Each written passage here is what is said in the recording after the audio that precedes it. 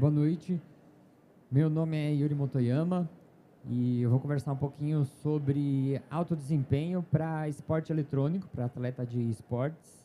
Antes eu vou explicar um pouquinho aí de como que eu cheguei para conversar sobre esse tema. Eu sou formado em educação física e durante o meu mestrado, meu doutorado, eu comecei a conhecer ou trabalhar com várias técnicas de desempenho para atleta mesmo, para melhorar a performance de atleta. E depois de um tempo eu comecei, como sempre gostei de esporte eletrônico, de jogo, né, jogo eletrônico, eu comecei a traçar alguns paralelos de como que essas técnicas poderiam ser aplicadas em esportes, né, em pro players, né, como a gente chama. E aí eu comecei a estudar isso de uma forma um pouco mais aprofundada, sendo que, considerando, né, que esporte eletrônico é uma coisa mais nova, mais recente. Eu trabalho também como professor universitário, faço divulgação científica na internet, voltado mais para a área da saúde, exercício. Tenho esse trabalho de preparação para atleta de esportes também. E tem um canal no YouTube que eu estou começando agora para fazer divulgação dessa parte científica voltada também para esportes eletrônicos. E aí o título da minha palestra é como que a gente consegue melhorar a capacidade de um atleta de esporte eletrônico com um choque na cabeça, que é um método que é utilizado, que se chama estimulação transcraniana, e a gente consegue potencializar ou selecionar algumas áreas do cérebro e potencializar elas de uma forma bem acessível até. O que a gente chama de neurohacking, né? Uma coisa que é interessante a gente pensar quando a gente vai falar de esporte eletrônico é assim: se eu pegar aqui o cérebro de um atleta de esporte eletrônico muito bom e comparar ele com o cérebro de um atleta de um esporte tradicional muito bom também, o que a gente precisa? O atleta de esporte eletrônico, ele precisa de atenção seletiva, porque ele tem que estar prestando muita atenção no que está acontecendo e ignorar os sinais, né, as informações ao redor dele. Ele precisa de memória de trabalho. Memória de trabalho é quando você consegue... Você lembra das coisas que estão acontecendo num jogo. Então, por exemplo, está acontecendo um jogo e eu estou ouvindo um barulho e alguém está rotacionando em mim. Aí eu lembrei que uma hora vai aparecer alguém atrás de mim, né? Então isso é o que a gente chama de memória de trabalho. Flexibilidade cognitiva: você está fazendo uma jogada e você planejou uma rota lá no LoL e de repente o adversário fez uma coisa imprevisível. Então você tem que recalcular a tua rota ou replanejar o que você vai fazer. Resolução de problema: isso aí a cada segundo você tem um problema para resolver em qualquer um dos jogos, né? E você precisa tomar as melhores decisões, que é o próximo ponto. Você tem que tentar tomar a melhor decisão diante de uma possibilidade infinita, e você tem que fazer isso muito rápido, que é o tempo de reação. E aí, se eu for falar para vocês, se eu pegar o cérebro de um lutador lá, pega o Anderson Silva, que é um atleta de um esporte tradicional bom, né? Ele tem as mesmas capacidades. Então, ele tem que ter atenção seletiva para ignorar o que a galera está gritando no meio de uma luta e prestar atenção, né, no que ele está fazendo, para tomar uma porrada na cara. Ele tem que ter memória de trabalho para lembrar que, por exemplo, deu um chute no joelho do cara e ele começou a mancar. Eu tenho que lembrar que eu sempre vou atacar o lado que está mais fragilizado. Tudo que um pro player faz, um atleta de um esporte tradicional, cerebralmente também faz. E aí, eu vou para uma pergunta que eu fico muito chateado quando eu ouço as pessoas falarem assim: atleta de esporte eletrônico não é atleta, né? Lógico que eles são atletas, que se você for olhar, pegar o cérebro de um atleta tradicional e o cérebro de um atleta de esporte eletrônico, é a mesma coisa, cara. Você não vai saber a diferença. Eu sempre brinco, né? Quando eu trabalhei muito tempo no mestrado, no doutorado, né, com pesquisa com atletas normais, atletas tradicionais. E eu sempre defino assim: o atleta, se a gente for separar ele, comparar ele com um ser humano normal, né, comigo, por exemplo, a diferença é que eles têm cérebros super treinados. Quando eu falo super treinados, você pega lá um coreano que joga StarCraft, aqueles jogos em tempo real. O cara consegue fazer num teclado 6 ações em 1 segundo. Se eu falar para você assim: pega uma tecla no teu teclado e aperta 6 vezes em 1 segundo, você não deve conseguir. Só que ele faz 6 em 1 segundo, não é aleatório, é pensando. Ele faz um Ctrl X, Ctrl A, aperta um, não sei o que, e ele faz 6 coisas, né? Se for parar para pensar aí, vamos pegar 5 ações em um segundo, a gente pega aí 200 milissegundos para cada ação. Então, 200 milissegundos é quase o tempo que a gente pisca. Ele consegue pensar no que ele vai fazer e tomar uma decisão. Então, quando a gente fala assim, o cara fica só jogando videogame, não, aquelas pessoas que treinaram para chegar, né, um pro player, um atleta que chegou num estágio competitivo, ele tem um cérebro muito desenvolvido, ele consegue fazer coisas que a gente não tem nem noção, né? E isso é um grande diferencial, né? Como eu separo atletas de pessoas não atletas. E aí eu vou falar do neurohack. Então a gente está, né? Conversei com vocês que o cérebro aí é o grande astro dessa história. E a gente descobriu, com o passar do tempo, com os estudos, que a gente consegue hackear o cérebro das pessoas. O que é hackear? A gente pode hackear de várias formas, né? Quem faz exercício, a gente já tem muito estudo, né, que é a minha área, que o exercício ele melhora a função cognitiva, a função cerebral. Se você for parar para pensar, café, igual hoje, eu tomei todos os cafés que tinham em todos os stands. Cafeína é uma forma de você hackear, né? Cafeína, ela se liga lá no receptor de adenosina no cérebro e ela engana a percepção de cansaço, né? A gente acha que café faz a gente se sentir mais disposto, mas na verdade ela engana o cérebro para ele não se sentir tão cansado. Então, meditação é uma forma de você hackear, né, o seu sistema cerebral. Então, a gente tem várias coisas que a gente pode fazer que são consideradas neurohack. Mas aí eu vou trazer para vocês uma técnica que eu trabalhei um tempo durante o mestrado e doutorado, não foi minha linha principal de pesquisa, mas eu gosto muito dessa técnica, só para vocês terem uma ideia do que a gente consegue fazer. Chama estimulação transcraniana de corrente contínua. Esse palavrão, ETCC, é o quê? Você vai ligar um eletrodo na sua cabeça, então a gente tem aí 2 eletrodos, né? Um polo positivo, um polo negativo. O aparelho é muito simples. Se você entrar na internet, você consegue construir um aparelho desse. O aparelho que a gente usou no laboratório, a gente mesmo fez. Você compra um multímetro, pilha, 2 pilhas lá, daquelas pilhazinhas de Duracell, e você consegue fazer um aparelho desse. E você tem que ter um controlador de voltagem para fazer o estímulo elétrico, né? O estímulo que ele vai atingir a área cortical. O aparelho não, se você for comprar o aparelho desse, ele não é maior que um livro, assim, né? Ele é bem pequenininho. E você liga ele e escolhe a área que você vai ativar. Isso aí é um teste que a gente estava fazendo lá durante o mestrado, né? Geralmente a gente é voluntário dos outros pós-graduandos, né? E aí eu estava fazendo uma estimulação transcraniana e você tem que esperar, né? Normalmente o protocolo é o seguinte: você senta, tem uma área pré-definida, você tem umas medidas para você selecionar a área que você quer estimular. Nesse caso, a gente ia estimular uma área que chama córtex insular, que é justamente para enganar a percepção de esforço. A gente queria fazer com que as pessoas não se sentissem tão cansadas, né? E colava o eletrodo lá e você fica em torno de 10 minutos, aí depende do protocolo, do artigo, mas em torno, a estimulação demora 10 minutos. A corrente que a gente usa é de 0,5 miliampere, tem até artigo com no máximo 2 miliamperes. Você não sente nada, você sente um pouquinho de cócega, tem gente que sente um pouquinho de queimação, mas é uma coisa, não é um choque na cabeça. Você fala assim, vou tomar choque na cabeça, você acha que alguém vai fazer aquelas terapias de tortura, né? Você sente um formigamento, tem gente que não sente nada.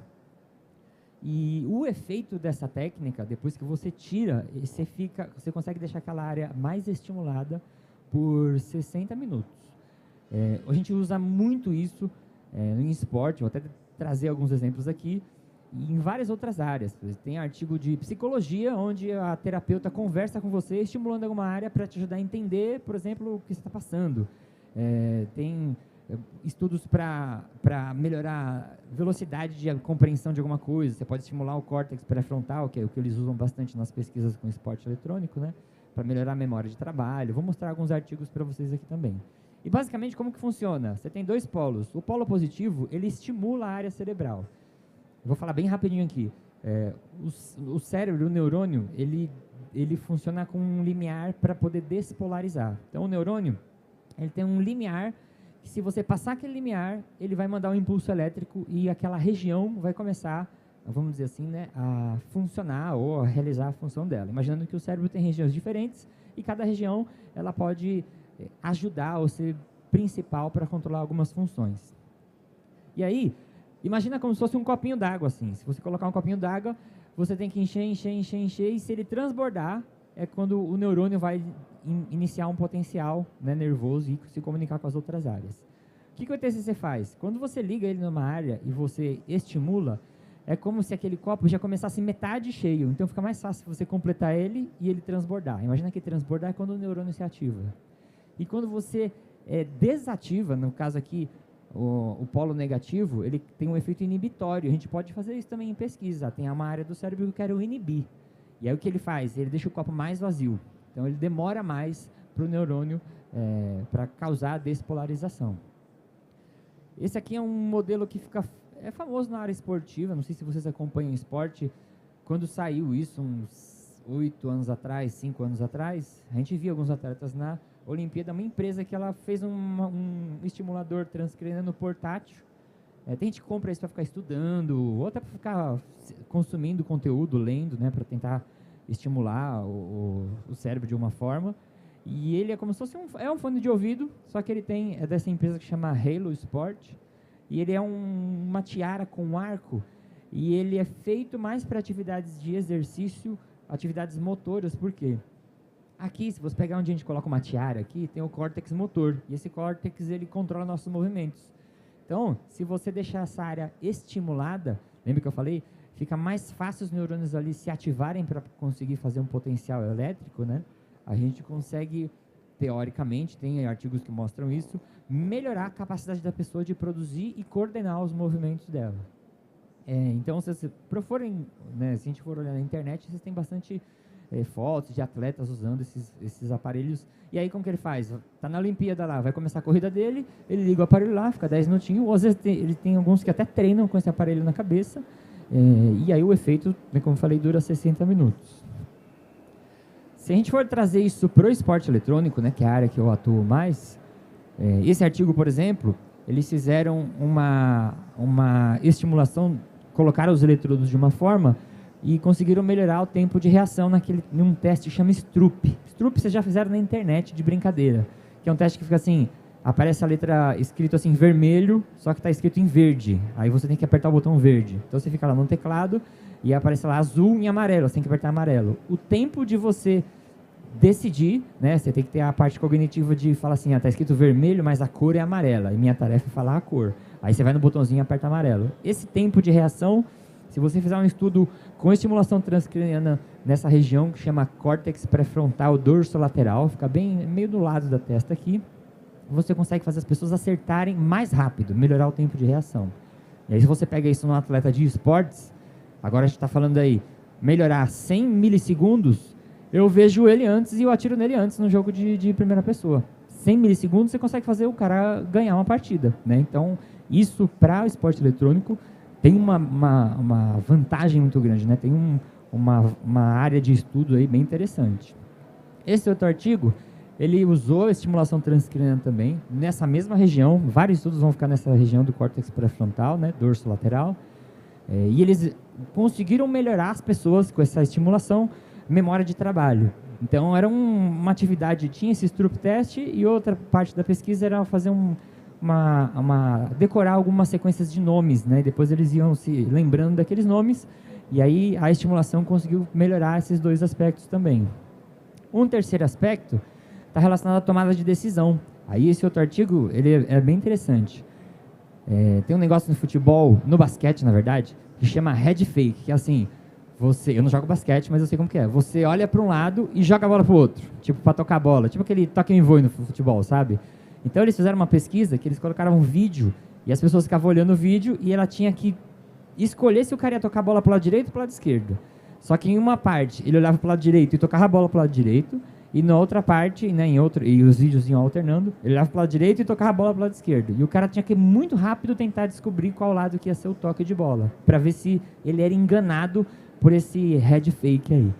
E aí, olha que interessante, os voluntários da pesquisa que fizeram estimulação, estavam com o aparelho, né, tinham feito a estimulação elétrica antes, eles eram enganados menos. Então eles conseguiam bem rapidinho perceber pelo movimento que o cara ia tocar a bola para o lado e acertava na hora de escolher lá na pesquisa. E aí melhorava a tomada de decisão deles. Eles começavam a decidir melhor a partir da estimulação transcraniana. E esse artigo, ele saiu, para vocês verem como essa técnica é nova e as coisas ainda são muito incipientes, né? Esse artigo ele saiu ano passado, 2021, e aí ele tem uma história, porque assim, ele avaliou, né, e os títulos são bem interessantes também, que ele está falando sobre choque, né, na cabeça para melhorar, né, shocking advantage, né, eles usam esses artigos com exclamação e tudo para tentar chamar a atenção do editor. Existe um teste que chama Stop Signal Test, que é assim, você fica escolhendo direita e esquerda, e você vai apertando num teclado, e aí quando você tem um sinal, que pode ser visual ou sonoro, você tem que parar de acionar o comando lá. Então você está direita, aí você troca para esquerda.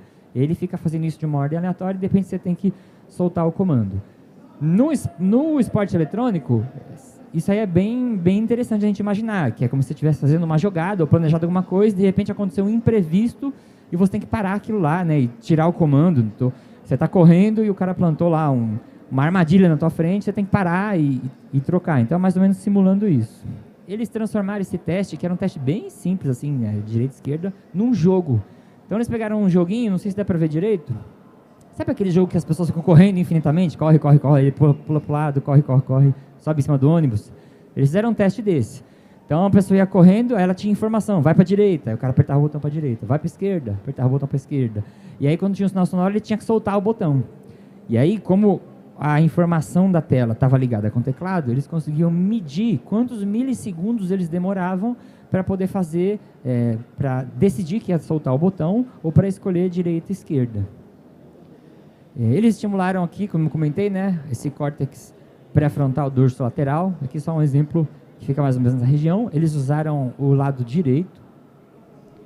E aí eles posicionaram o eletrodo, o vermelhinho ali, né, que é o ánodo, no córtex lateral, né, do lado direito. E o cátodo, que tem que fechar corrente no corpo da pessoa.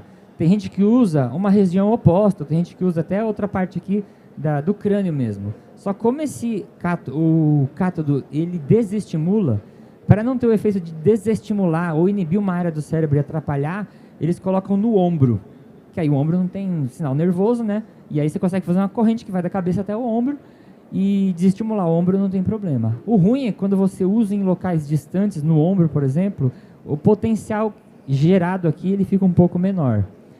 Aqui eles fizeram um mapa das áreas que foram estimuladas, né, para mostrar o quanto que o aparelho conseguiu estimular, né, a técnica conseguiu estimular. E aqui tem o resultado. Aqui artigo fica meio esquisito. Isso aqui, do lado esquerdo, é a condição placebo. Como que a gente faz placebo desses aparelhos? Eu ligo o aparelho na sua cabeça, quando você conecta, você liga ele, né, coloca os 2 mA, na verdade você não vai direto nos 2 mA, você vai girando o botãozinho bem gradualmente, você sente um pouco de cosquinha, como eu falei, um pouco de formigamento, aí de repente para. Aí como que é o placebo? Eles desligam o aparelho e a pessoa fica 10 minutos com o aparelho desligado, só ficou os 30 segundos iniciais. E aí o grupo que fez, né, a estimulação, liga o aparelho e eles vão ficar os 10 minutos recebendo estimulação elétrica lá naquela região do cérebro. E eles avaliaram o tempo de reação. E aqui, se você for ver, a gente tem a barra média no tempo de reação, né, pré e pós estimulação. Então eles fizeram esse teste sem estimulação e depois que eles refizeram o teste com estimulação, eles têm uma diferença aí de alguns milissegundos. Cada risquinho representa um participante da pesquisa, tá? E aí isso é muito interessante, porque a gente usou um jogo de videogame nesse caso, né? Um teste baseado num jogo, né? Mas a gente conseguiu fazer uma pesquisa em cima de jogo mesmo. Pensando no que a gente tem pela frente aí para a gente terminar nosso bate-papo, a gente ainda precisa ver as questões éticas com relação a isso, né? Porque assim, é muito difícil, quando o cara toma testosterona, eu consigo tirar sangue dele e falar assim, pô, tá no doping, tá errado. Agora, se eu estimular o cérebro eletricamente escondido, você no banheiro, não consegue saber. Ninguém consegue saber se você fez uma estimulação transcraniana, né? Então, é um método que, se for ilegal ou se for controlado, não tem como a gente saber o que vai acontecer. Ele ainda não é classificado como doping, porque ele não tem pesquisas que mostram ainda que ele causa algum tipo de prejuízo, né? E para ser classificado como doping na pesquisa, como doping, né, na Organização Mundial Antidoping, ele tem que ter a substância ou o procedimento tem que causar algum prejuízo para você. Só que a gente não tem estudo a longo prazo, porque, como eu falei, no Brasil não é tão comum, mas nos Estados Unidos as pessoas montam isso em casa, você precisa ter um conhecimento básico ali, e a pessoa fica o dia inteiro com aquilo lá na cabeça, às vezes, tá? E aí, a gente não sabe se a longo prazo isso pode fazer mal. A maior parte dos estudos que a gente vê parece ser um método seguro, né? Se você for ver nas pesquisas, eles relatam os desconfortos. Você pega lá, menos de 10% das pessoas que usam ficam um pouco de dor de cabeça depois do uso, mas não é toda vez também, tá? Mas, né, causa algum desconforto também, pode causar. E eu gosto de pensar nessa foto aqui, né, só para encerrar minha fala, porque não sei quantos de vocês trabalham com esportes, eu gosto de esportes eletrônicos. Esse cara é o primeiro preparador físico de futebol, 1958. Ele chama Paulo Amaral. Por que eu estou falando dele? A gente está falando de... Hoje em dia eu vejo no esporte eletrônico, tem muita coisa que não é feita ainda, sabe? Muita coisa que poderia ser feita para melhorar. Eu já entrei em contato com várias organizações, né? E às vezes eu tenho que explicar bastante qual que seria o meu trabalho dentro de uma organização para melhorar o alto desempenho. Eu fico imaginando esse cara, em 1958, chegando na seleção brasileira, falar: gente, vocês precisam de preparador físico. O cara fala: que preparador físico? Bom povo para correr e jogar bola, não precisa de preparador físico, né? Então hoje eu vejo o esporte eletrônico muito nesse sentido. A galera treina igual um alucinado, sendo que a gente tem muitas coisas que a gente pode fazer por trás para melhorar esses atletas. A gente tem hoje fisioterapeuta, tem nutricionista por trás, né? Mas assim, eu trazendo a experiência que eu tenho do esporte tradicional, muita coisa poderia ser feita para melhorar o desempenho desses atletas, né? Em vários outros sentidos. E a gente precisa também de muita pesquisa. Tem uma pesquisa que eu tentei fazer até com uns parceiros meus, com atletas de esporte eletrônico, mas ainda é muito difícil ter acesso às organizações, né? Então, a gente precisa de muita colaboração dentro do cenário, com as pessoas que conduzem os times, tem as organizações, para poder fazer essas parcerias com o centro de pesquisa e a gente conseguir, né, desenvolver trabalhos e melhorando o cenário. Eu sempre falo assim, melhorar o desempenho físico, melhorar o desempenho motor, ou melhorar a gameplay de uma forma geral, de forma segura e sempre baseado em evidência científica, né, para a gente não ficar na loucura aí fazendo o que a gente está achando. Então era isso, aí tem meus contatos, se vocês quiserem entrar em contato comigo, tem um canal que eu vou começar agora, que chama Ciência do Esportes, que aí eu vou começar a compartilhar as coisas que eu vou lendo com relação ao esporte eletrônico, de publicação científica, né? Eu faço parte